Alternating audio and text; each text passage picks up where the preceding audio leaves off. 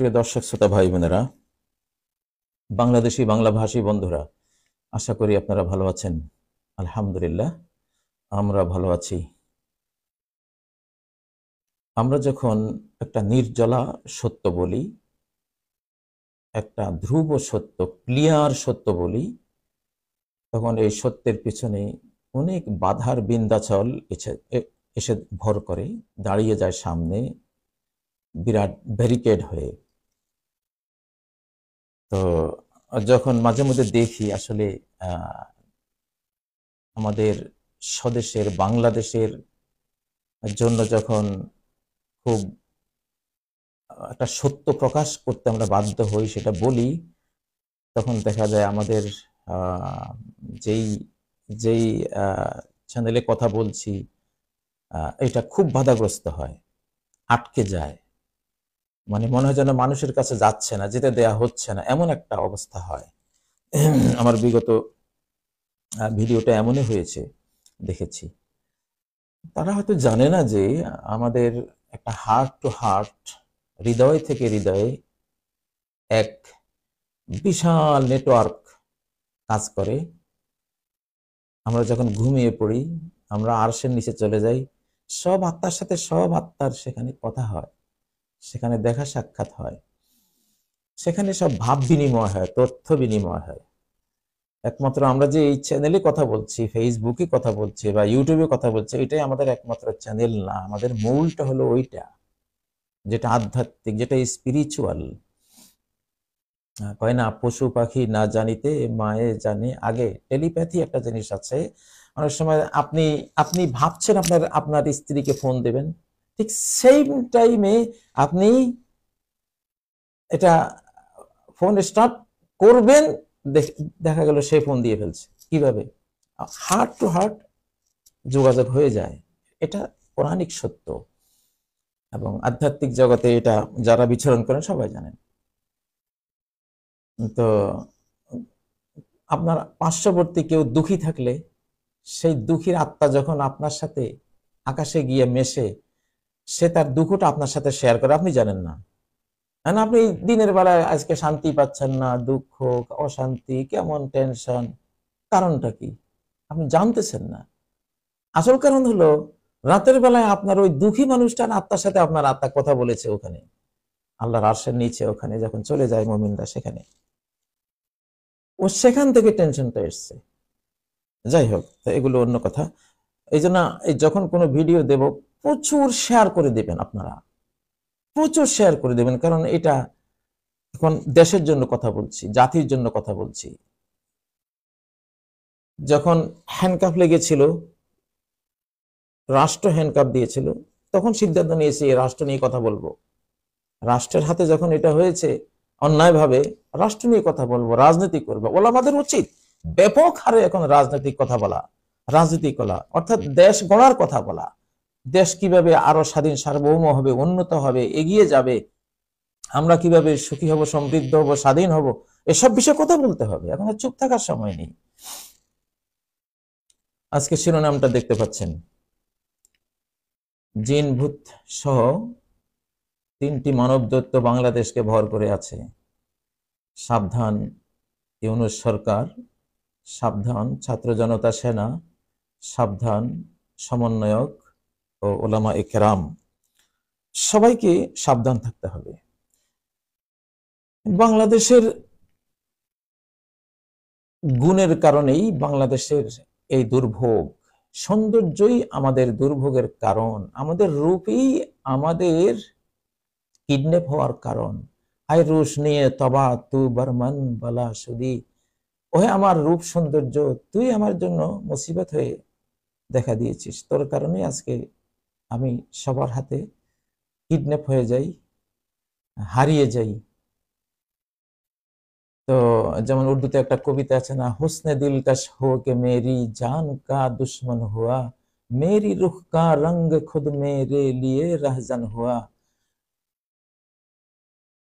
হৃদয় আকর্ষণ করা, মনোমুগ্ধকর রূপই আমার পথের ডাকাত হয়ে আমার জীবনে ধরা দিয়েছে। মেরি রুখ কা রঙ খুদ মেরে লিয়ে রাহজান হুয়া, আমার রূপটাই আমার চেহারার সৌন্দর্যটাই আমার জন্য হাইজাকারে ভূমিকায় অবতীর্ণ হয়েছে। বাংলাদেশের এই রূপটাই, সৌন্দর্যটাই, এই আলোটাই ঐতিহাসিকভাবে বাংলাদেশের জন্য বিপদ। পলাশীর প্রহসনের কথা আমরা জানি। পলাশীর প্রহসন, বর্তমানে পলাশীর প্রহসনের চেয়েও আরো অনেক বড় প্রহসনে পড়েছি আমরা, আরো অনেক বড়, আরো জটিল, আরো ভয়ঙ্কর। খুব সাবধান না হলে রক্তগঙ্গা বয়ে যাবে সামনে, রক্তগঙ্গা বয়ে যাবে, অনেক বিরাট কোরবানি আসবে। যদিও ফলাফল হবে জান্নাত, যারা চলে যাবে তারা জান্নাত পাবে, যারা বেঁচে থাকবে তারা গোটা উপমহাদেশ পেয়ে যাবে ইনশাআল্লাহ। কিন্তু আসবে, এই জন্য খুবই সাবধান হতে হবে। পলাশীতে কি হয়েছিল? Siraj to Mir Jafar to Clive, ইংরেজ। বাংলাদেশের ইতিহাস, সিরাজ থেকে মির্জাফর, মির্জাফরের হাতে যাওয়ার পরে সরাসরি একেবারে ক্লাইভদের হাতে চলে গেছে দেশটা। 200 বছরের গোলামি। তো আমাদের শাসকদের অনেক দোষ ভাইরে ভাই। এরা ক্ষমতায় পেলে মনে করে যে পেয়ে গেছি, মই কি হনুরে কয়, কয় না, ক্ষমতায় গেলে পুরানো গাড়ি ইউজ করো, ক্ষমতায় গেলে জামা কাপড় অত চকচকেটা ইউজ করো না, বাড়িঘর দুয়ার অত সাজাইও না, ওমরের মতো হও, আবু বকরের মতো হও, মুহাম্মদ সাল্লাল্লাহু আলাইহি ওয়াসাল্লামের মতো হও, তালি দেয়া জামা। প্রেসিডেন্ট ওমর একটা জামা ঈদের দিনে ধুয়েছেন, আর জামা নাই, অপেক্ষায় আছেন, জামা শুকলে ঈদে যাব। মুসল্লিরা বসে আছে ওমরের জন্য। অর্ধ পৃথিবীর শাসনকর্তা, তোমরা কি হয়েছো? এত ঠাট বাটে তো দরকার নাই। ছাত্র সমন্বয়ক, নতুন গাড়ির দরকার নাই। ওই যে আহমদি নিজাদ পুরান গাড়ি, ওই যে উগান্ডার এক প্রেসিডেন্ট, ওই যে ভেড়া ছাগল ছড়াইয়া জীবিকা নির্বাহ করে, ওরকম হও। ওরকম হলে বিহারীর বেশে খলিফা যাদের শাসন করিত আধা জাহান, হ্যাঁ, অর্ধ পৃথিবী শাসন করেছ ধুলার তখতে বসি, খেজুর পাতার প্রাসাদ তোমার বারে বারে গেছে খসি। এই চিত্রগুলি দেখলে মানুষ বিশ্বাস করবে তোমাদেরকে যে না, এরা চোর না, এরা আত্মসাৎকারী না, এরা পর খাওয়া না। ওরকম হও। অত নতুন, অত ঠাটবাট ঝকঝকে তকতকে চকচকে সরকার হলেই গালের মাংস বেড়ে যাওয়া, শরীর স্থূল হয়ে যাওয়া, পেট মোটা হয়ে যাওয়া, এগুলির কারণে সর্বনাশ হয়, মানুষ বিশ্বাস করে না। পেট নিয়ে একদিন ওয়াজ করব। বাংলাদেশের কোন নিরাপত্তা বাহিনীর কোন সদস্যের পেট থাকতে পারবে না। 3 মাস সময় দিলাম, সেনাবাহিনী, পুলিশ, র্যাব যা আছে, পেট যদি থাকে 3 মাস পরে, তাহলে খবর আছে। যাই হোক, ভোগ কমাও। রাজনীতি হলো ত্যাগের জিনিস, এটা ভোগের জিনিস না। আমরা চাই চেঞ্জটা শাসকরা নিজেদের দেহ থেকে শুরু করবে, পরিবার থেকে শুরু করবে। ডক্টর ইউনূস সাহেবকে দেখলে আমার মতে একটা কোটি উনি ব্যবহার করেন, একটা পাঞ্জাবি গায়ে দেন, ভালো লাগে। এত বড় সম্মানিত মানুষটা, ড্রেসটা কি, তোমরাও ফলো করো এটা। যাই হোক,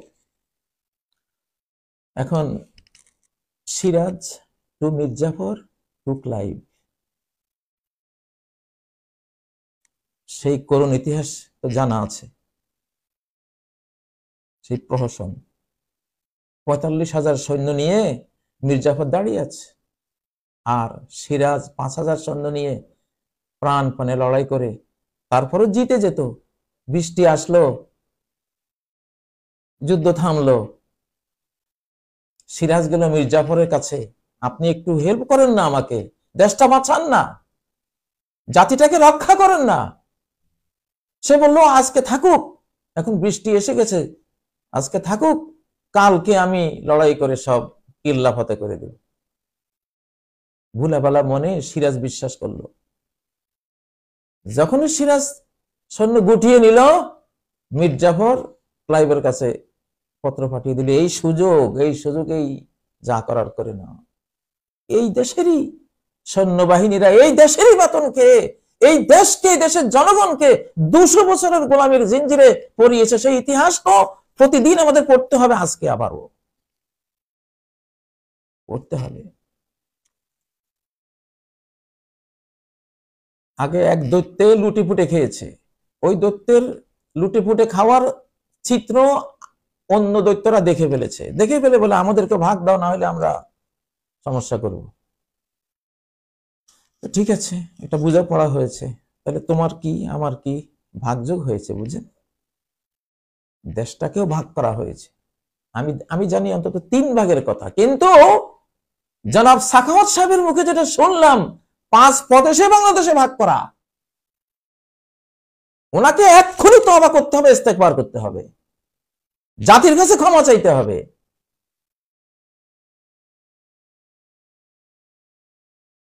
জবা ফুল যে হাসি দেয়, হাসির ভিতরে কালো, আর ডালিম হাসি দেয়, হাসির ভিতরে আরো লাল, আরো উজ্জ্বল, আরো উজ্জ্বল। আমরা বুঝি এগুলো।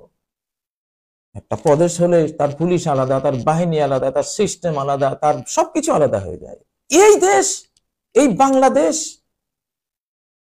প্রদেশ প্রদেশ করার অর্থই হলো ভিন্ন দেশ হয়ে যাওয়া। এখানে সাথে সাথে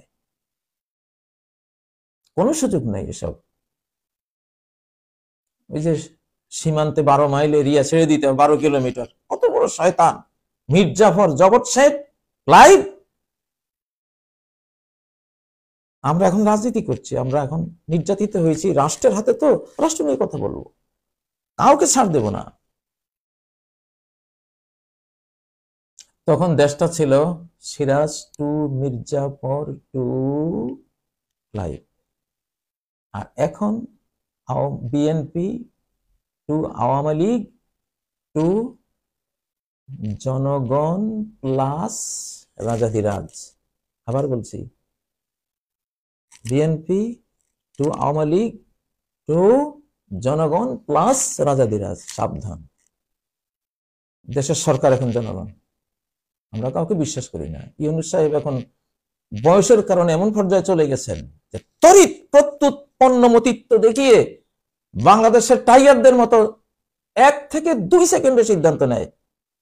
টাইগারের মাথায়, টাইগার আপনাকে ধরেছে, আপনার হাতে একটা লোহার অস্ত্র আছে, আপনি টাইগারকে মারবেন, মারতে পারবেন না, মাথা লাগাইতেই পারবেন না। আপনি মাইকটা দিচ্ছেন 2 সেকেন্ড লাগবে, সে সরিয়ে ফেলতেছে 1 সেকেন্ডের আগে। এই জন্য টাইগারের সাথে পারা যায় না। ওরা যখন ঝাপটা দেয় 1 থেকে 2 সেকেন্ডে কাজ শেষ। আপনি তো ভাবতে, আপনি যে ভয় পেয়েছে একটু যে ভাববেন, মানব ব্রেইন তো কমপক্ষে 10টা সেকেন্ড লাগে সিদ্ধান্ত নিতে, তার আগে সে কাজ শেষ করে ফেলে। বাংলাদেশে এখন দরকার হলো টাইগার ব্রেইন, 1 থেকে 2-3 সেকেন্ডে সিদ্ধান্ত। মানব জাতির মূল সমস্যা হলো জিন ভূত, এটা জানেন। আউযুবিল্লাহি মিনাশ শাইতানির রাজিম। শয়তান তো ভূত। আমাদের উপমহাদেশীয় ভাষায় আমরা শয়তানকে, জিনকে ভূত বলি, আর মেয়ে হলে পরী বলি। পরী, জিন পরী, আর শয়তান ইবলিস ভূত একই কথা, একই জিনিস। জিনটাই ভূত, শয়তানটাই ভূত, পরীটাই ভূত, ভূতটাই পরী, ভূতটাই জিন, ভূত যেটা ওইটাই শয়তান। মানব জাতির তো সমস্যা তো জিন ভূত দ্বারা। আমাদের বাংলাদেশকে ভূতে ধরেছে। গত 17 বছরে অজস্র জিন পরিভূত আর 1 মানব দৈত্য। এখন কিন্তু 3 মানব দৈত্য, নাম বলছি না, এমনি তো ভিউ থাকে না, এগুলি হক কথা বলতে গেলে আর ভিউ নাই। এই জন্য শেয়ার করবেন, প্রচুর শেয়ার করবেন, আপনারাই এই করেন। আমার এই কথাগুলো এখন আর আমি দেশে নাইও, কিন্তু দেশের জন্য প্রাণ কাঁদে। কত দেশে দেখিয়েছি, কত নদ দলে, কিন্তু স্নেহের তৃষ্ণা মিটে কার জলে। দেশের জন্য তো কান্না আসে।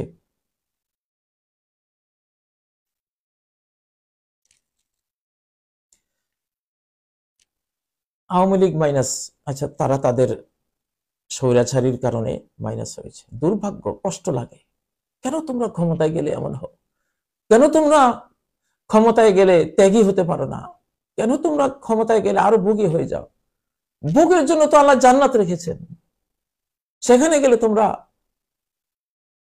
সর্বনিম্ন জান্নাত পেলেও 10 পৃথিবী পাবে, 10 পৃথিবীর সাম্রাজ্য।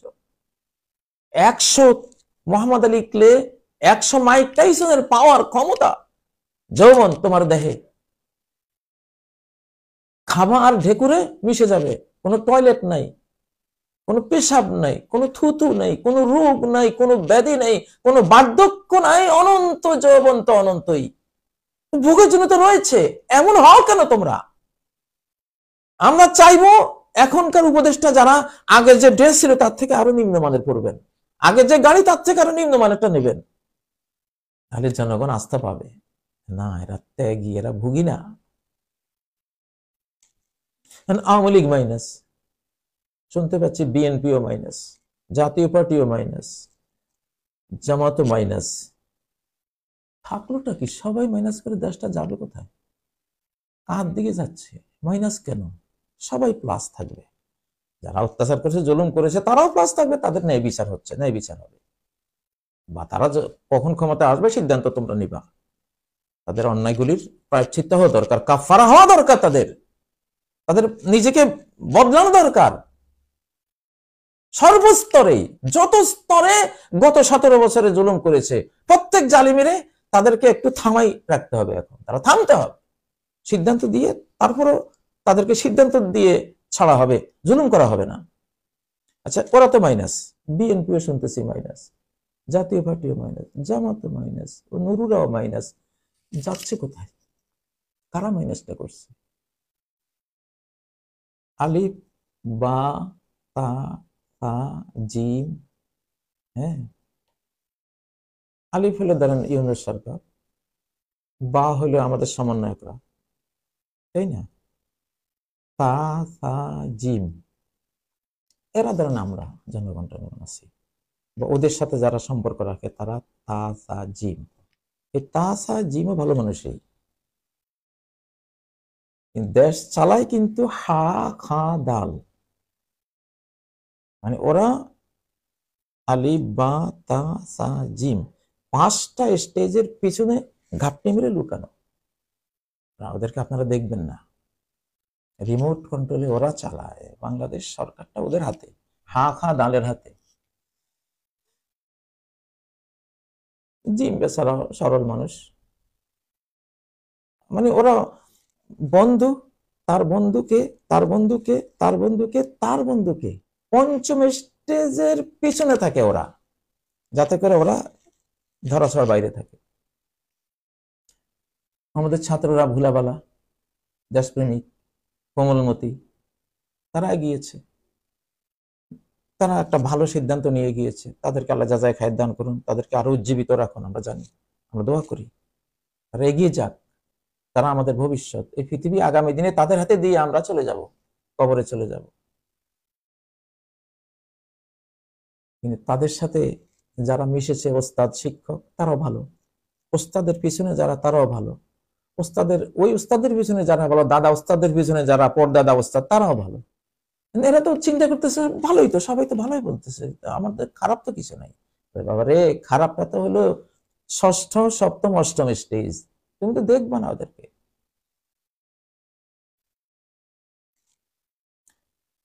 কোনো মাইনাস নাই, কেন মাইনাসের কথা আসবে? সবাই প্লাস থাকবে। আওয়ামী লীগে যখন শুধরে যাবে, তাদের সময় আসবে, আপনারা সিদ্ধান্ত নেবেন, আমি কোনো সিদ্ধান্ত চাপিয়ে দিচ্ছি না। তাদের যখন কাফারা হবে, গুনাহ খাতা মাফ হবে, তারাও প্লাস হবে। তখন বিএনপি প্লাসে থাকবে, জাতীয় পার্টি প্লাসে থাকবে, জামাতরা প্লাসে থাকবে, নুরুরা, সবাই থাকবে, সবাই দেশ করবে। মাইনাস কেন? মাইনাস কারা বলছে? অন্তরালে -2 হয়ে গেছে অলরেডি, -2 করা হয়েছে, আমি জানি, আমরা জানি, আধ্যাত্মিক নয়নে জানি। এখন আমরা কিন্তু বাহ্যিক আপনাদের খোঁজ খবর রাখি, আরো বেশি রাখি স্পিরিচুয়াল ওয়ার্ল্ডে। তো এটা খুব, দেশটা, ওরা জানে যে মাইনাস না করলে আমরা নিতে পারবো না। Siraj to Mirzapur to live করতে হলে এই যারা দেশপ্রেমিক শক্তি আছে এগুলির মাইনাস করতে হবে।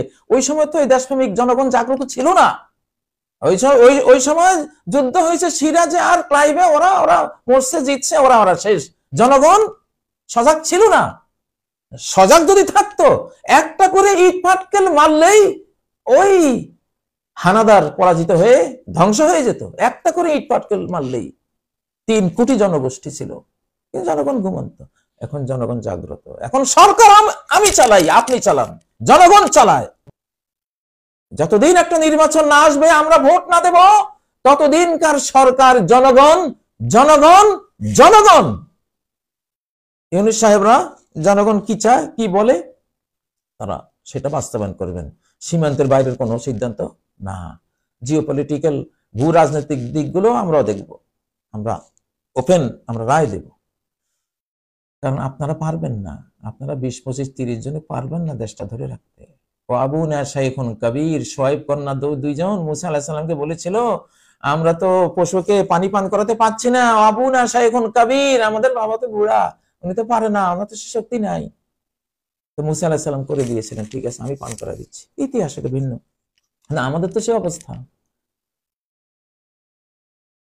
জনগণের ভিতরে কোনো মারামারি, কাটাকাটি, হিংসা, লোভ আমরা চাই না। যে বিএনপি, জাতীয় পার্টি, জামাত, অমুক দল এখন যারা সক্রিয় আছেন, তারা নিজেরা নিজেদের মধ্যে কোনো গন্ডগোল করেন, তাহলে মিডিয়া থেকে মাধ্যমে একবার ভালো করে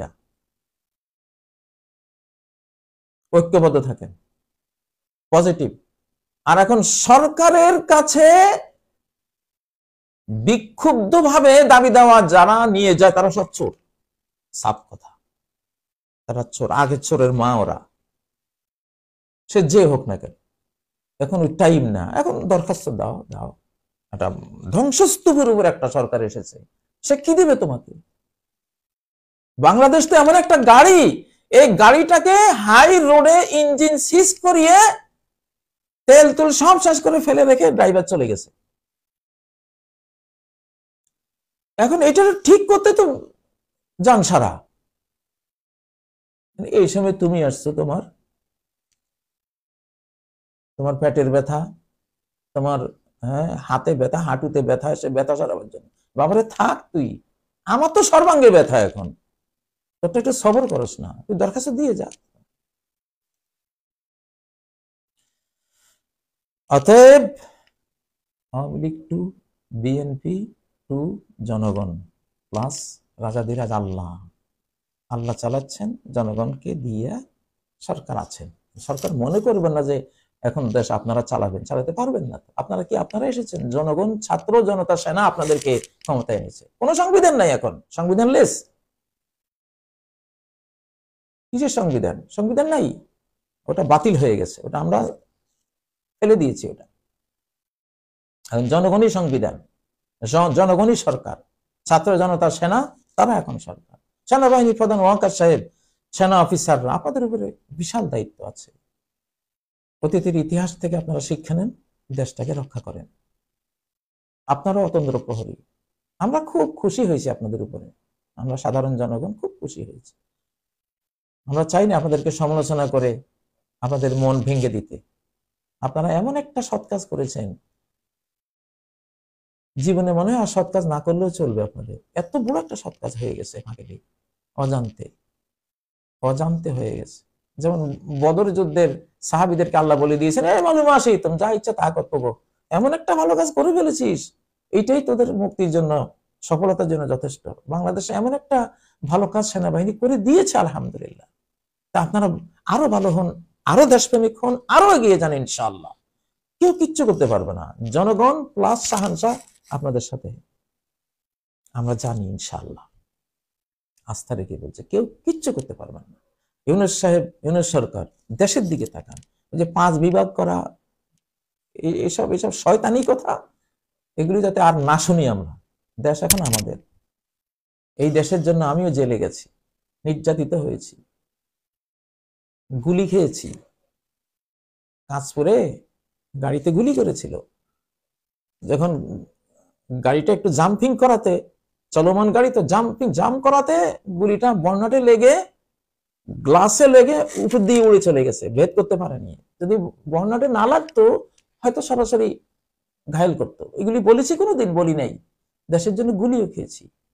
2012-তে রংপুর যাচ্ছিলাম, টাঙ্গাইলে রোড অ্যাক্সিডেন্ট, হঠাৎ বাস আর ট্রাকে রোড ব্লক করে 120 কিলোমিটারের গাড়ি ওরাও সেম গতিতে, চক্কের পলকে ট্রাকের নিচে যাচ্ছিলাম, ড্রাইভার গাড়িটা সাইডে নিয়ে মাইলস্টোন ভেঙ্গে, গাছ ভেঙ্গে 25 ফিট খালের নিচে গিয়ে পড়লাম, গোটা গাড়ি দুমড়ে মুছে শেষ। কিভাবে বেঁচে আছে আল্লাহ জানে। এগুলি সব সেলাই করা, এগুলি দেশের জন্য, এগুলি সব ভাঙ্গা, এগুলি সব ভাঙ্গা এগুলি।